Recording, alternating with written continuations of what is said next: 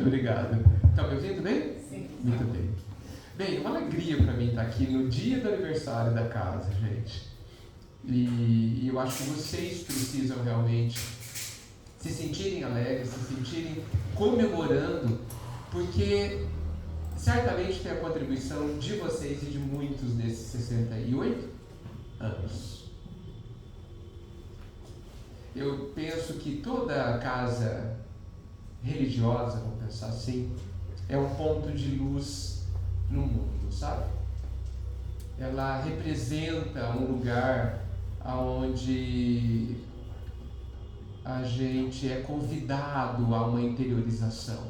Não precisamos de um lugar para nos conectar com o Pai, né? Até porque Jesus nos ensinou a adorar o Pai em espírito, né? Com o coração. Então, todos os lugares são sagrados. Mas por que não termos alguns lugares onde nós vamos com este objetivo, né? Um lugar de trabalho, um lugar de serviço, um lugar onde a gente é convidado a entender algumas coisas, a se entender e a se conectar de forma talvez mais fácil. Eu tenho colocado para algumas casas espíritas que, se possível, uma sugestão, criem um lugar de oração, sabe? Há um lugar onde a gente possa ir para orar, aonde ninguém vai nos dar nem bom dia, porque não seria um lugar, uma sala para se conversar. Músicas como essas que vocês colocaram, muito suaves, se possível, sem fala, né, sem texto, para que a gente possa estar ali, fechar os olhos e fazer silêncio dentro de nós, né? Quantos de nós muitas vezes não entramos na igreja quando não tem missa, não tem ninguém, para sentar e perceber o silêncio e aquele ambiente que é sempre bom, porque é um lugar de oração? Por que não? Por que não na casa espírita também?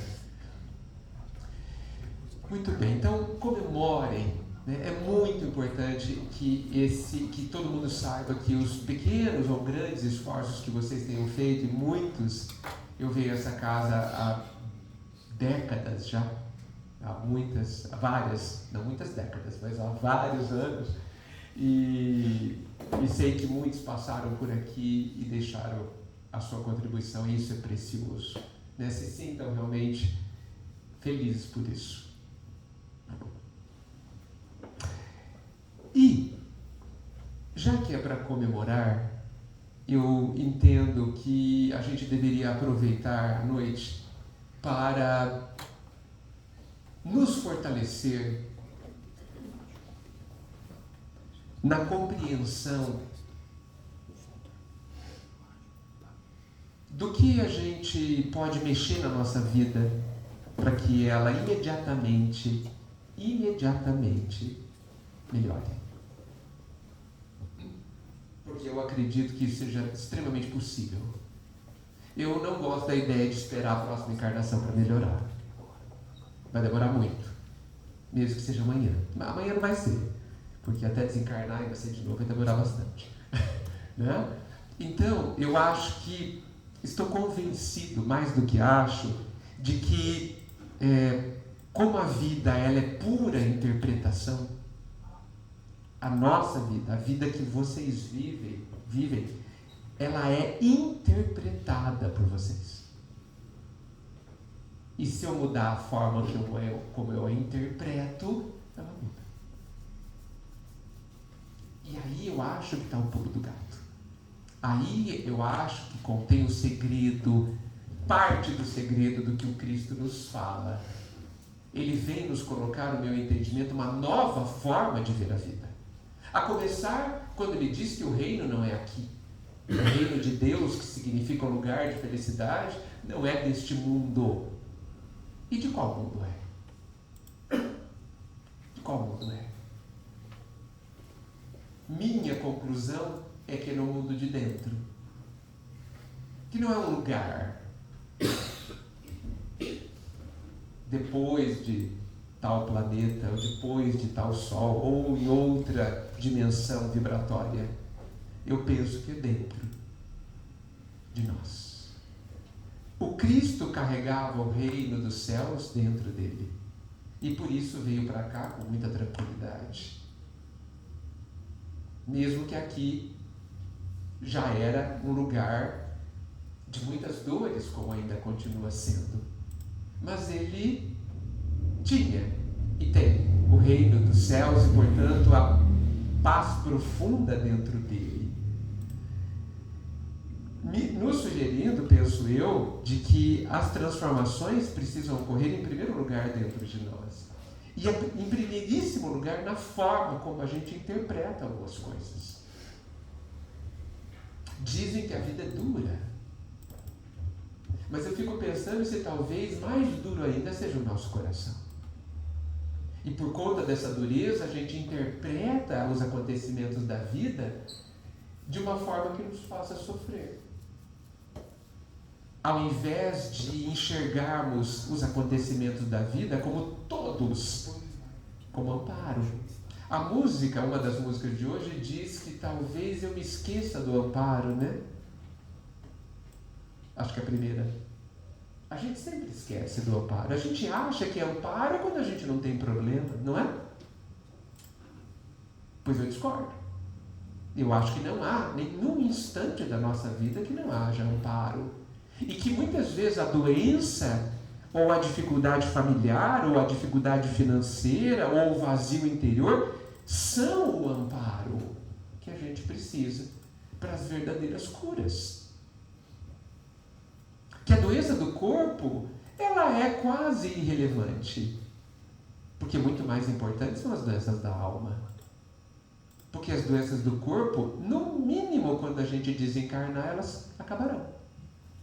Mas as doenças do corpo, do espírito, prosseguirão conosco, porque elas são nossas. E talvez, quer dizer, certamente, a nossa dificuldade de interpretar a vida de uma outra forma faz parte da doença do coração, das doenças da alma. No fundo, essa dureza do coração significa uma negação a uma série de coisas que a gente estuda aqui. Uma série de coisas. Nós não estamos vivendo como se fôssemos imortais. Por quê? Porque nos apegamos a tudo que virará pó. Nos apegamos a tudo que nós perderemos. Isso é uma insensatez da nossa parte. E nós não precisamos para ser felizes. Podemos largar tudo. Me tirem tudo. Eu não preciso. Um dia diremos isso. Me tirem tudo. Porque tudo que eu tenho de verdade está dentro de mim. E lá ninguém tem acesso. Só eu. E não foi isso que Jesus nos disse, que a gente deveria procurar os tesouros que o ladrão não rouba e a traça não corrói? E nós nos debatemos em sofrimento, em disputas por coisas que são puro barro. Como crianças. Lembra quando a gente era criança e brigava por causa do soldadinho que o amigo pegou? Não é? Ou quando a gente fazia aquelas construçõezinhas no barro e colocava uma pontezinha embaixo do riozinho e o amigo derrubava a ponte e a gente brigava com ele. Somos nós brigando por bobagens que perderemos. Por quê? Porque não são nossas. Porque não são importantes. Gente, tudo que a gente pode perder não é importante. Senão a gente não perderia. O que será que vocês pensaram nessa hora, hein? Filho, eu imaginei que a gente poderia pensar em alguém que desencarnou, né? E sabe por quê? Existe um texto do Humberto de Campos, e ele fala do mundo futuro, aqui na Terra, de como será quando o reino dos céus estiver implantado na sociedade. E eu não vou saber reproduzir tão bem quanto ele, e ele conta que as dores do luto serão distantes lembranças, porque não haverá mais. Não que a morte do corpo não existirá, ela existirá, mas a nossa certeza e a nossa compreensão será tal de que é sempre uma viagem até ali e nada mais. Porque isso também é uma interpretação. Quer ver como é diferente? Para você, tentando dar uma ideia, se vocês concordarem comigo, de como as coisas são relativas. Se existe uma pessoa que mora comigo, está no meu dia a dia e desencarna, ou muda para Manaus, é diferente o que eu sinto quando uma pessoa da minha família, que eu amo muito, que mora em Marília. Eu moro aqui e essa pessoa mora em Marília. E ela desencarna ou muda para Manaus, é completamente diferente. Não é? Por quê? Porque eu não convivo. Porque esta mudança geográfica da pessoa não altera o meu dia a dia. Se ela mora em Marília. Então, eu fico pensando se desencarnar não é igual a fazer uma viagem para um lugar distante. Não é a mesma coisa? Fico me perguntando. Não é. É assim que a gente sente. A gente sente como sendo diferente. E por que a gente sente como sendo diferente? Porque estamos bem no meio do aprendizado e tomara que a gente seja até no final do aprendizado. Então, bem no final do aprendizado, vou colocar assim, para sermos mais otimistas, de descobrir que a pessoa que a gente ama mora dentro de nós. E isso não é uma ilusão. Isso é uma verdade. E ela mora tão dentro de nós, todas elas, que elas podem ir para qualquer lugar. Nós estamos no meio desse aprendizado. E é por isso que muitos de nós vivemos o exercício destas separações. Não somente através do desencarne, mas também através da distância física. São formas de olhar, porque o sentimento não muda. Olha a grandeza do sentimento que a gente tem. Ele não muda. Vocês têm alguma pessoa na vida de vocês que o amor é tão profundo que não importam as bobagens que ela faça, o amor é o mesmo?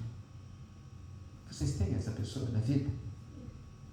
Filho, mas não é só filho. Podemos expandir isso para outros, mas filho é mais comum, com certeza. Eles podem fazer as mais bobagens. Não é? O sentimento é o mesmo. Olha a grandeza que existe dentro de nós, gente. A grandeza desse sentimento. E a gente se acha inferior. E a gente se acha pouca coisa. Porque este sentimento nos iguala, nos aproxima ao Pai. Ele tem esse sentimento no nível supremo. O amor incondicional a todos. Nós ainda não sabemos fazer muito isso, é para alguns. E nem sempre é tão incondicional assim. A gente muitas vezes coloca algumas condições. E não há problema nenhum.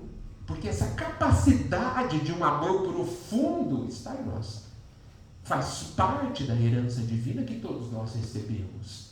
Nem sabemos onde está dentro de nós esse amor tão grande, mas ele existe.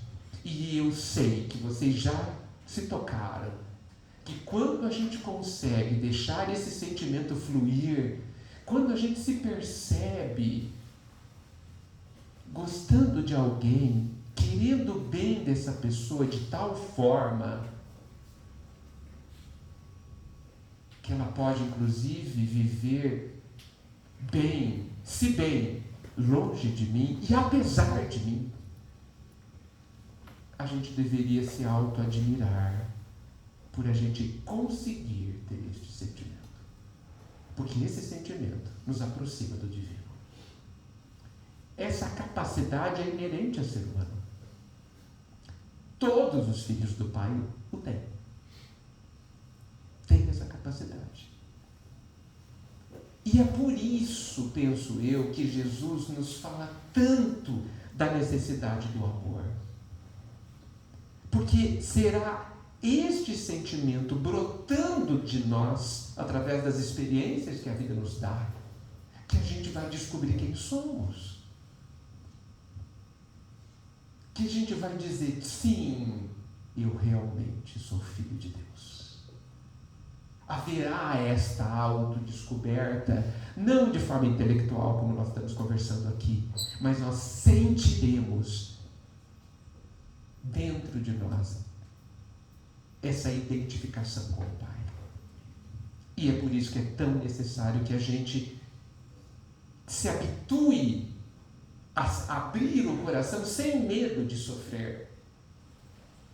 Porque este sofrimento faz parte dos apegos, as ilusões que a gente, ao longo do tempo, tem cultivado. Porque nós gostamos das ilusões. Não é, gente? Vocês já perceberam como a gente se ilude? E depois bate na outra pessoa, dizendo que a outra pessoa nos iludiu, sendo que não foi. Foi a gente que quis se iludir. Que estava tudo ali óbvio. Sempre esteve ali. Sempre esteve debaixo dos nossos olhos todas as tendências daquela pessoa.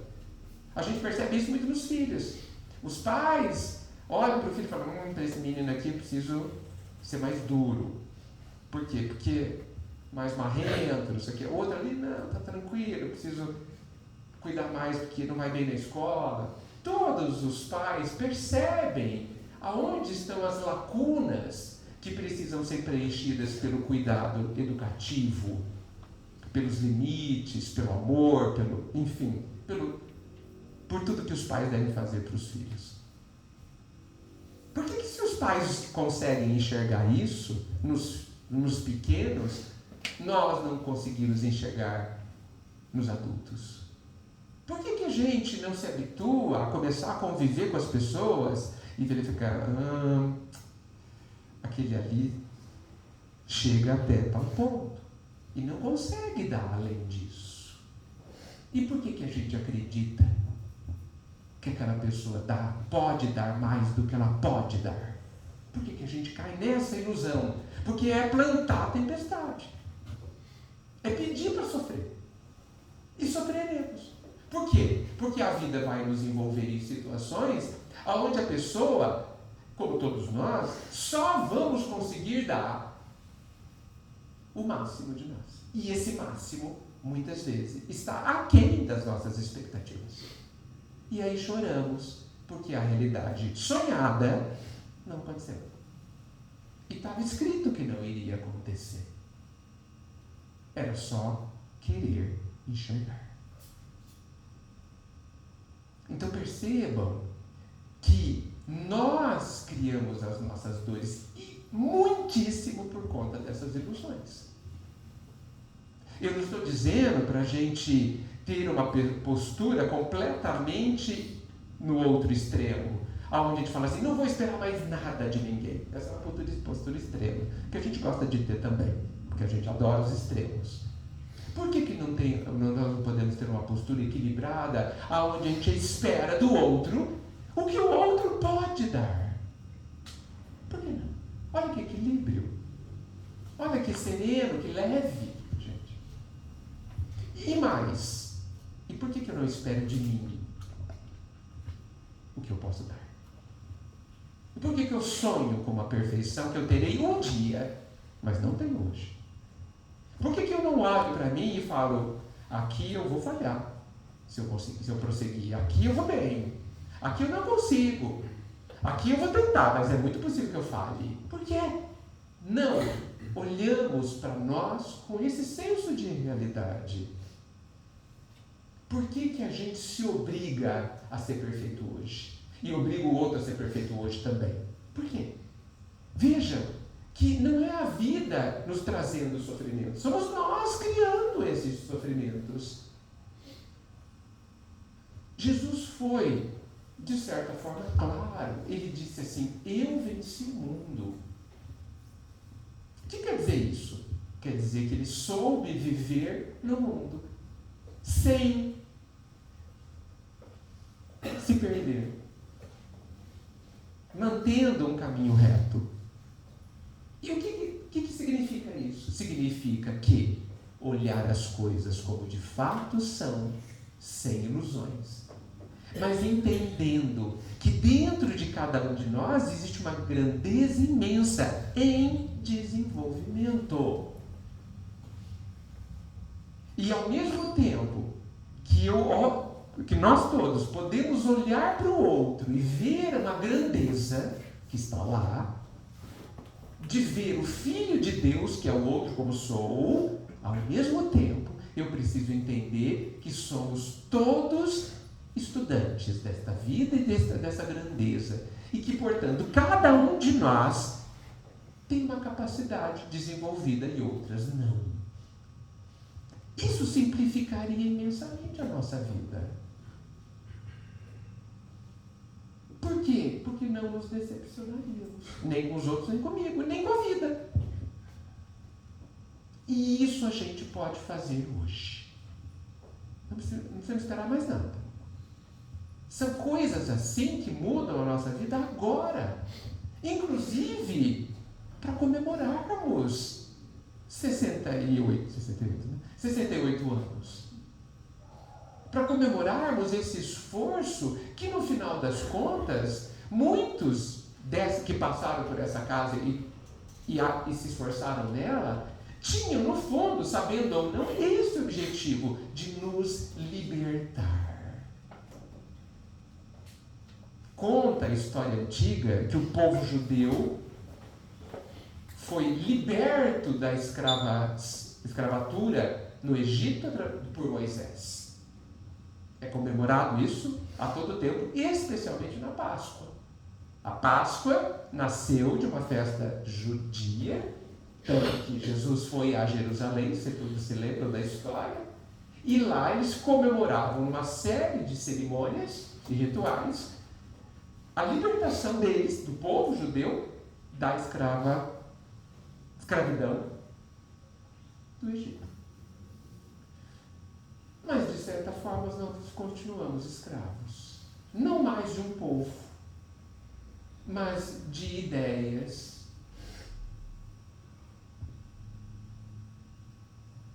Vou colocar ideias imaturas.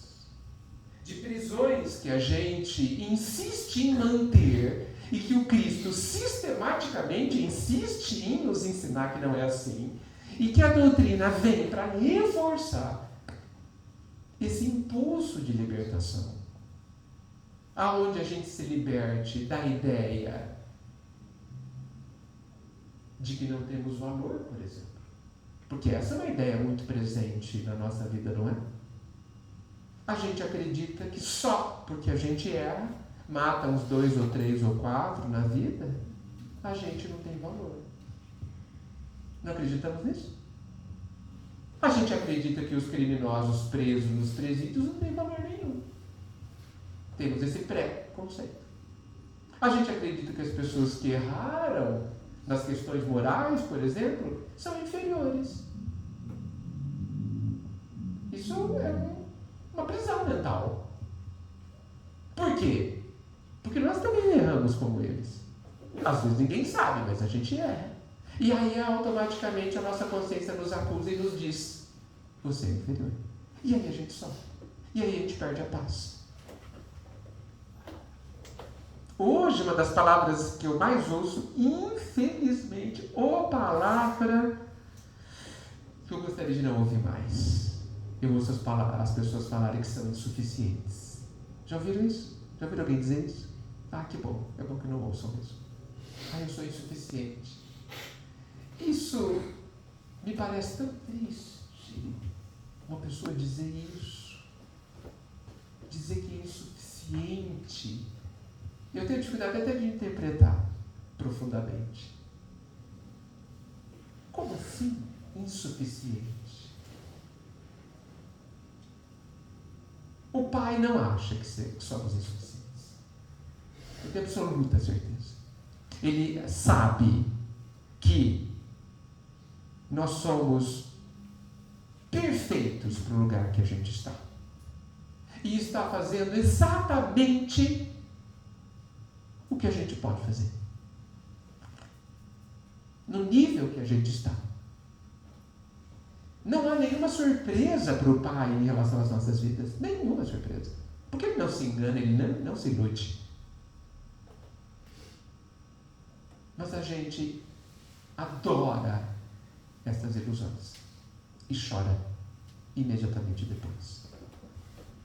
A ideia do Cristo, quando ele fala, eu venci o mundo, e a ideia de sermos libertos, nós temos agora, nessa visão do Cristo, o entendimento que a libertação ocorrerá por conta própria.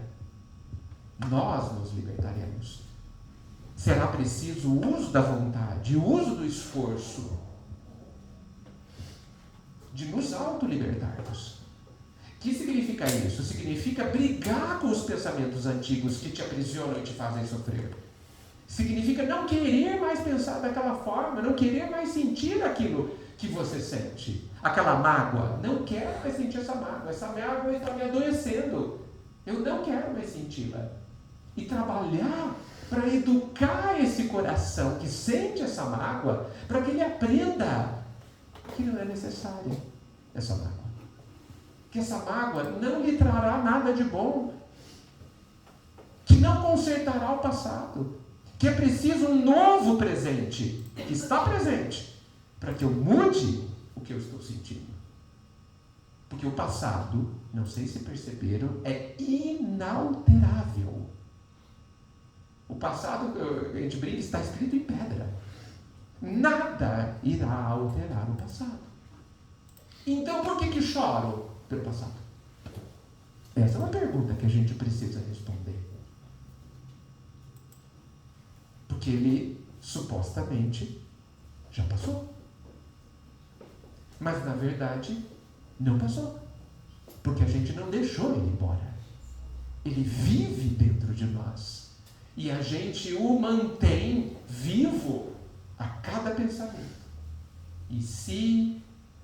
Ai, mas eu devia... Ai, meu Deus... E não sei o quê. Eu estou reconstruindo esse passado no presente. Revivendo da mesma forma. Não é inutilmente. Porque de tanto sofrer isso, a gente vai aprender que não vale mais a pena. Por isso que não é inutilmente. Mas... a gente pode mudar isso. Porque esse passado está vivo dentro de nós. Se é dentro de mim, eu posso mexer.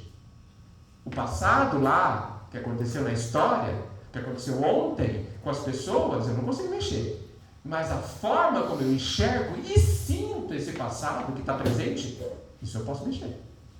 Porque eu estou alimentando e fazendo vivo, então eu posso transformar, pintar de outra cor, enxergar de outra forma, como a gente diz por aí, ressignificá-lo. Entendê-lo. E mais, entender o sentimento que tenho. É isso que a vida pede, gente. É isso que a vida pede. É isso que Jesus quis dizer quando ele diz que com ele o fardo é leve. E a gente não consegue ver esse fardo leve, porque é tudo pesadíssimo, não é?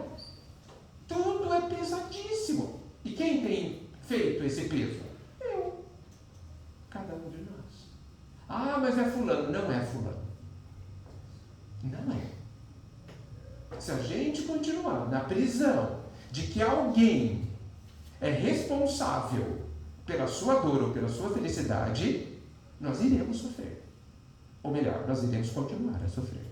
Porque isso é uma das maiores ilusões. Não existe alguém nesse mundo que te fará feliz. Não sei se você já sabia disso. Mas tem outra parte. Essa parte é boa. E eu vou explicar por quê. Tem outra parte melhor ainda. Não existe ninguém nesse mundo capaz de te fazer infeliz. Bom isso, né? Por quê?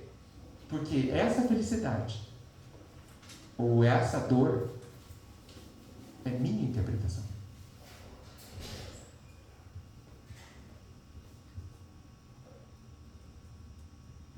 E o Pai quer que a gente descubra, entre outras coisas, exatamente isso. Que eu sou o autor da minha vida.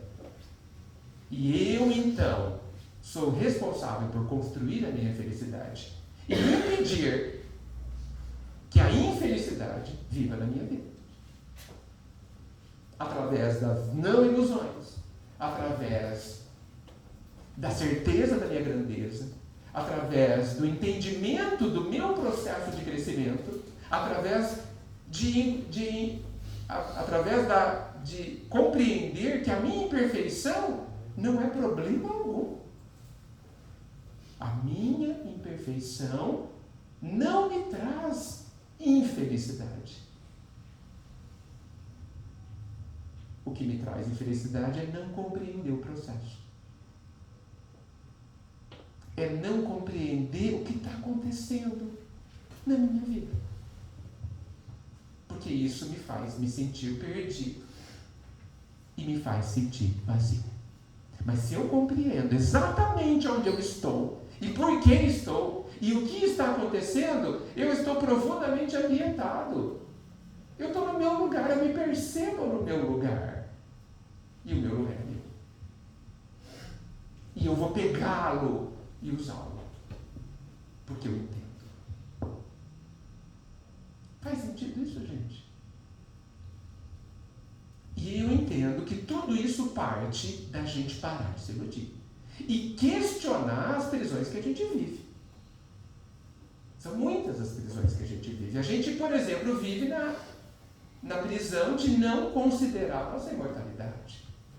Que resolve uma série de problemas e de dores que a gente tem. Quando eu me vejo imortal, a palavra nunca deixa de existir. Nunca mais vou ver alguém. Mentira. Nunca mais vou realizar meu sonho. Mentira. Nunca mais vou ter outra oportunidade. Absoluta mentira. Eu terei outras, muitas, todas as oportunidades que eu precisar. Eu encontrarei com todo mundo que eu quero encontrar. Inclusive com quem eu não quero. Vou me encontrar também. Eu vou realizar todos os meus sonhos. Tudo aquilo que eu não aprendi, eu aprenderei. Olha quantos problemas isso resolve. Quantas dores isso resolve. Aí você perde uma oportunidade, você não precisa sofrer mais. Você apenas vai aguardar. Vai ser daqui a pouco, daqui a 10 anos, daqui a 1000. Não faz nenhuma diferença. Eu vou confiar de que o Pai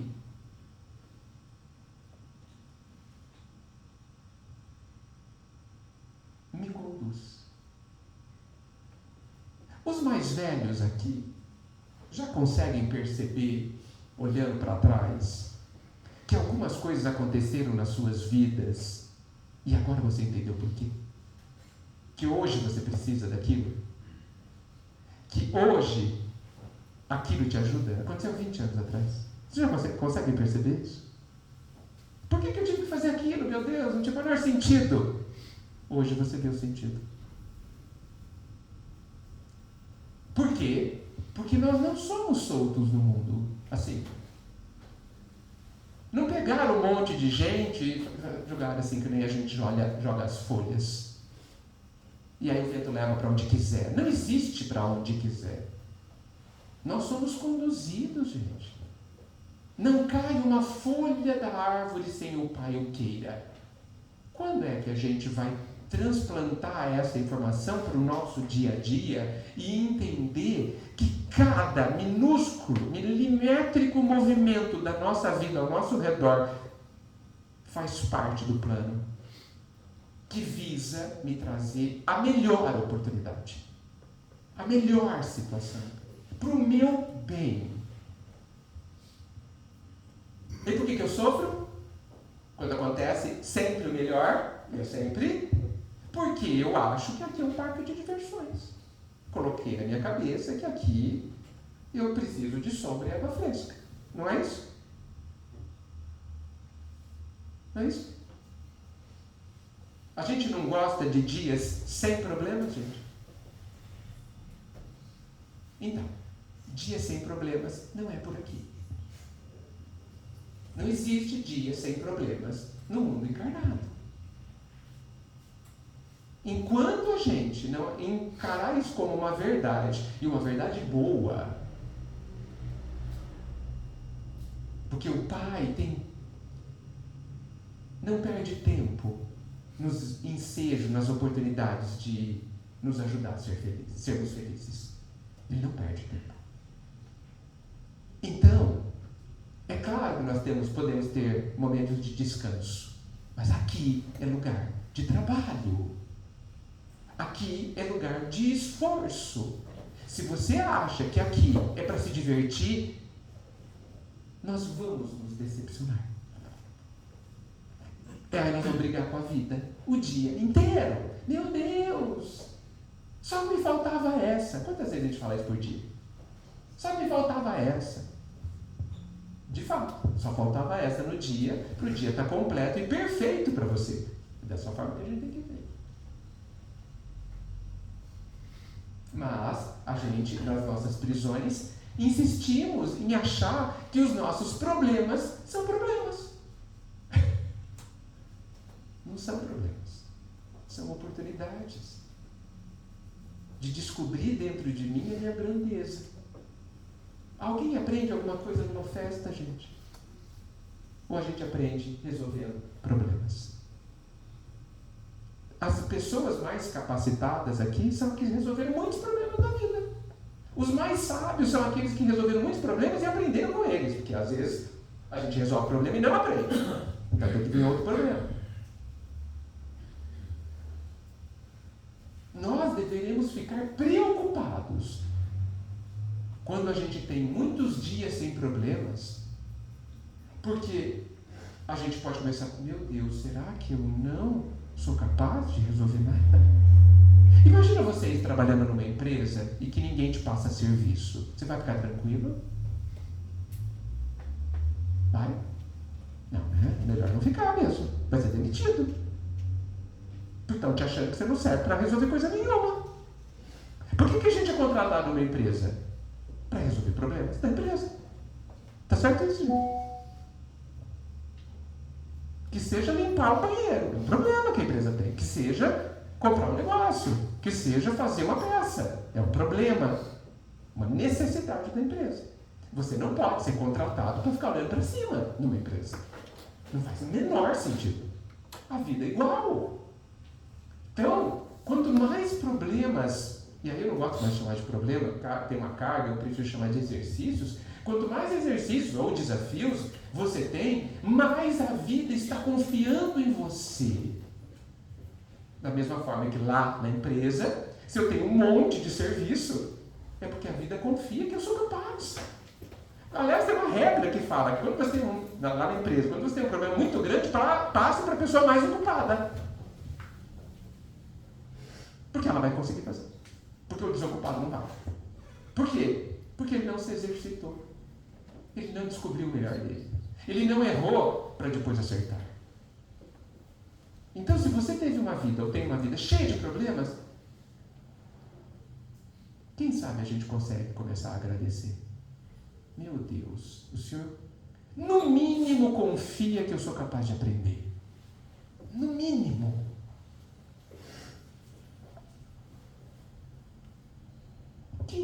Por que a gente não pode pensar que a gente está trabalhando na empresa do Pai? E cada um tem a sua função. E que o salário é altíssimo, inclusive. E que a gente devia ficar muito preocupado se ele não está fazendo serviço para nós.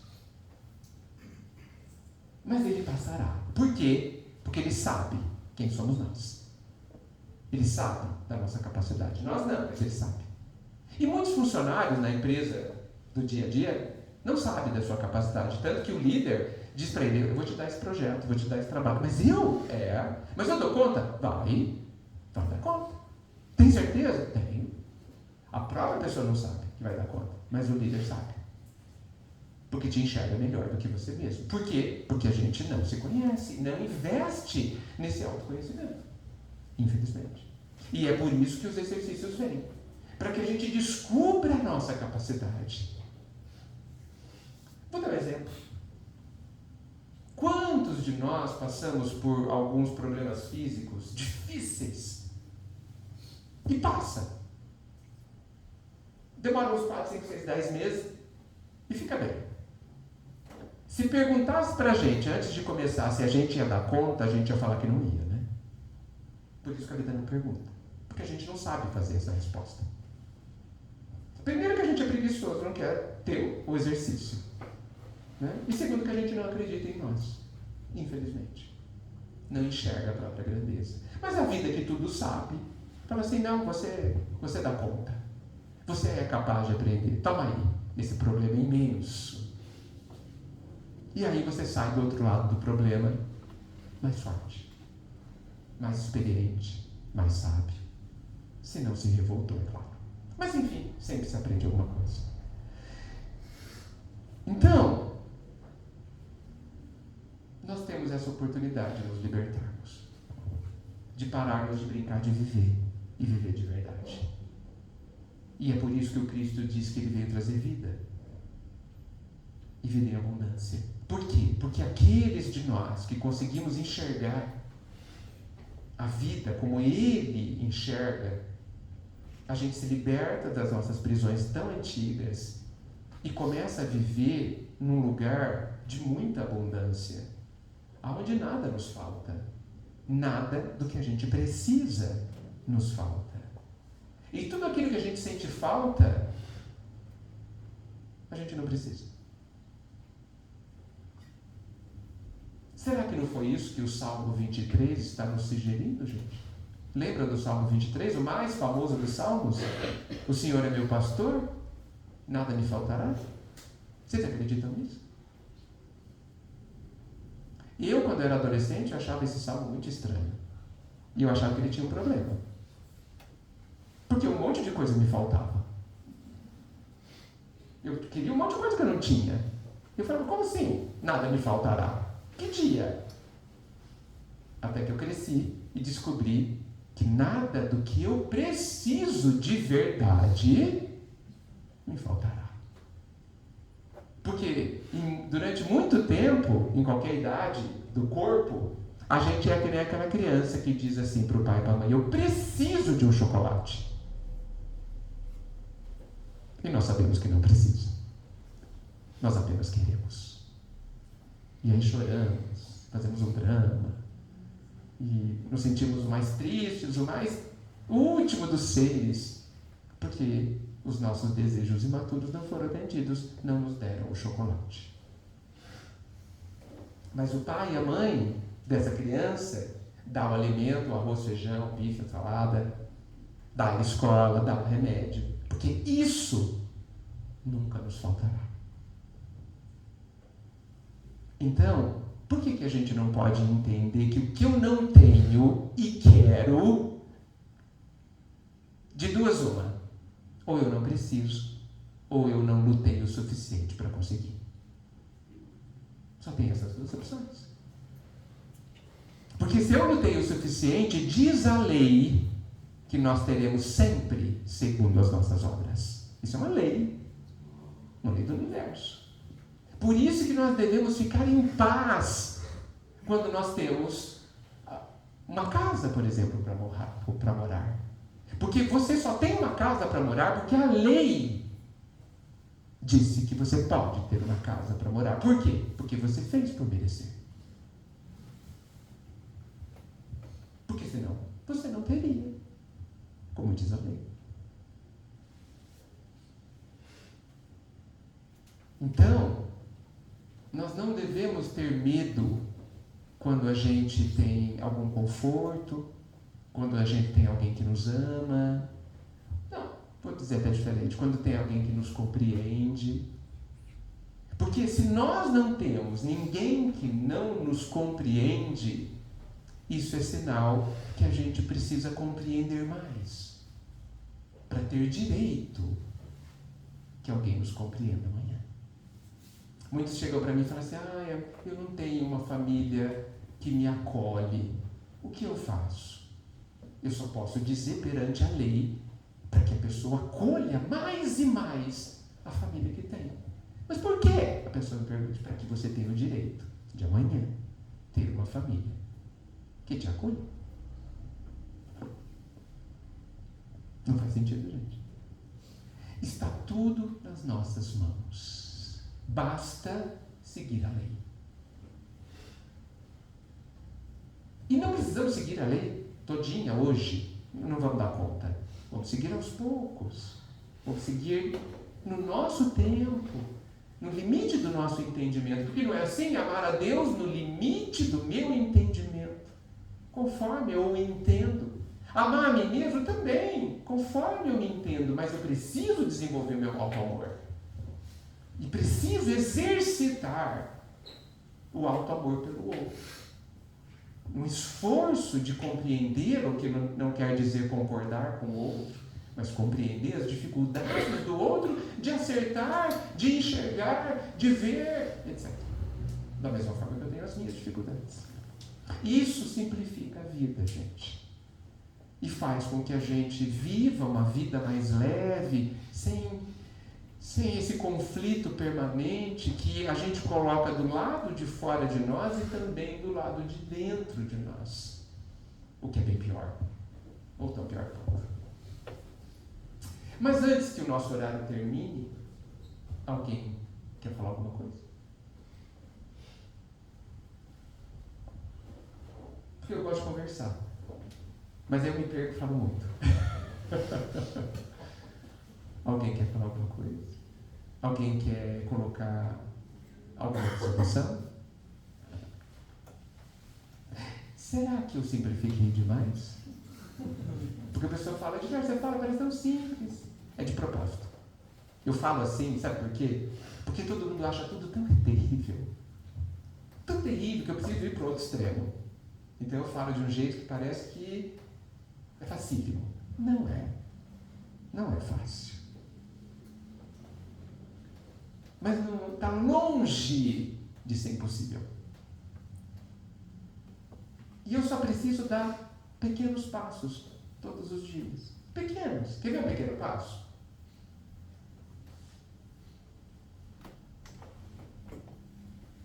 Digamos que eu comece a ter um pensamento de desânimo. Tá como? Poxa, meu Deus, será que eu vou dar conta? Um pequeno passo é: brigue com esse pensamento e diz: eu vou dar conta. Não sei como, mas eu vou. Eu vou encontrar meios. Pronto. Você deu um importantíssimo pequeno passo. E quantas vezes você vai ter que fazer isso? Todas as vezes. Que surgiu um pensamento de desânimo. Eu não tenho motivo para ter desânimo. Você pode dizer para você mesmo: eu sou imortal, eu sou amado e eu sou capaz. Falta alguma coisa? Não falta nada. Eu tenho tudo. Eu tenho tempo, eu tenho a capacidade e eu tenho o amor do Pai que me dá as melhores condições. O que eu preciso? Ir em frente.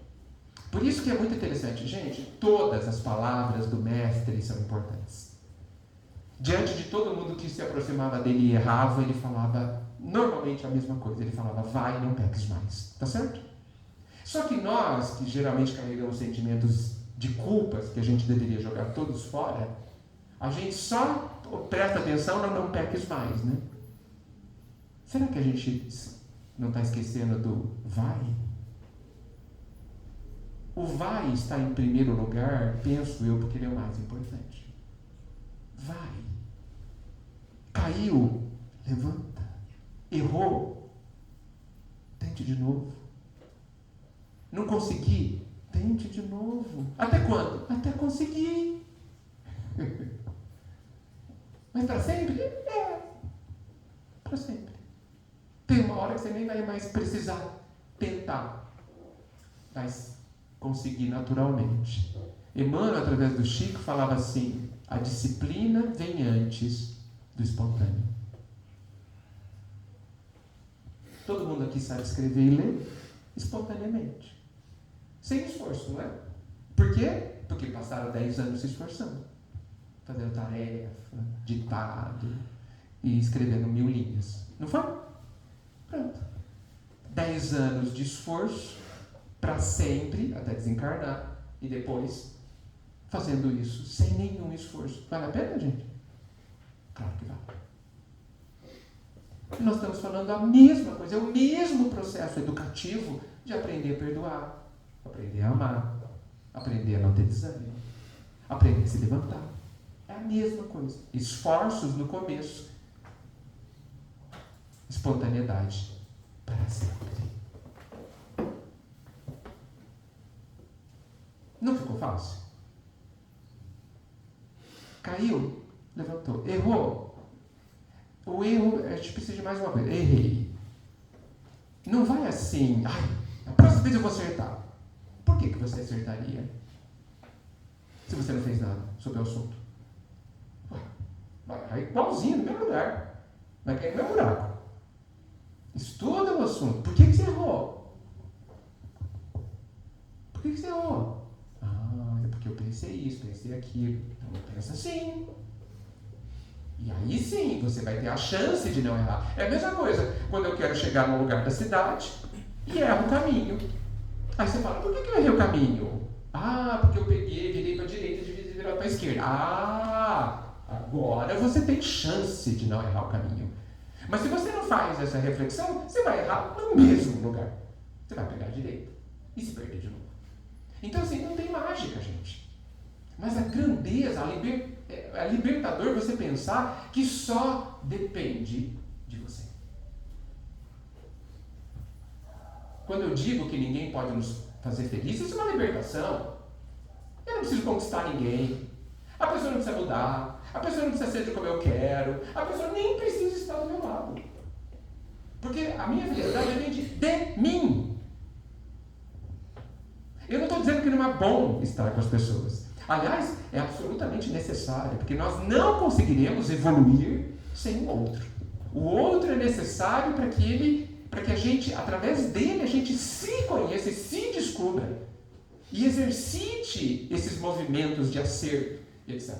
O outro é absolutamente fundamental, tanto que ninguém evoluiria numa ilha deserta. Nós precisamos do outro. Mas a gente precisa do outro como degrau.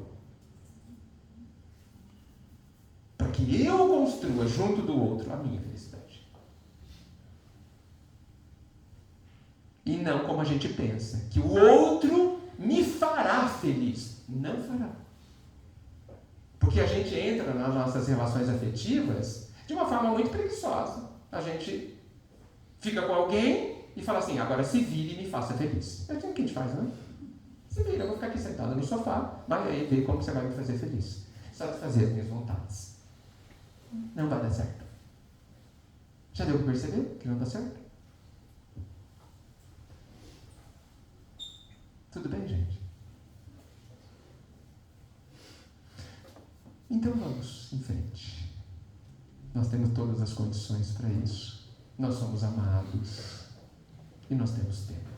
Vamos no nosso ritmo, sem desespero, sem comparações, tá, gente? Comparação é outra prisão, inútil, joga fora. Eu só posso me comparar comigo mesmo. E vamos em frente, tentando ser um pouquinho melhor hoje do que a gente era ontem. E tudo ficará bem. Porque nós vamos olhar os acontecimentos desta forma, mais leve, mais lógica, integrada com as coisas do Cristo, da doutrina e com a lei. E vocês vão perceber, nós todos vamos perceber que alguma coisa dentro de nós vai se acalmar. As ansiedades vão se acalmar, os medos vão se acalmar. Por quê? Porque a nossa essência vai dizer, é assim que se caminha. Que Jesus nos abençoe. Muito obrigado.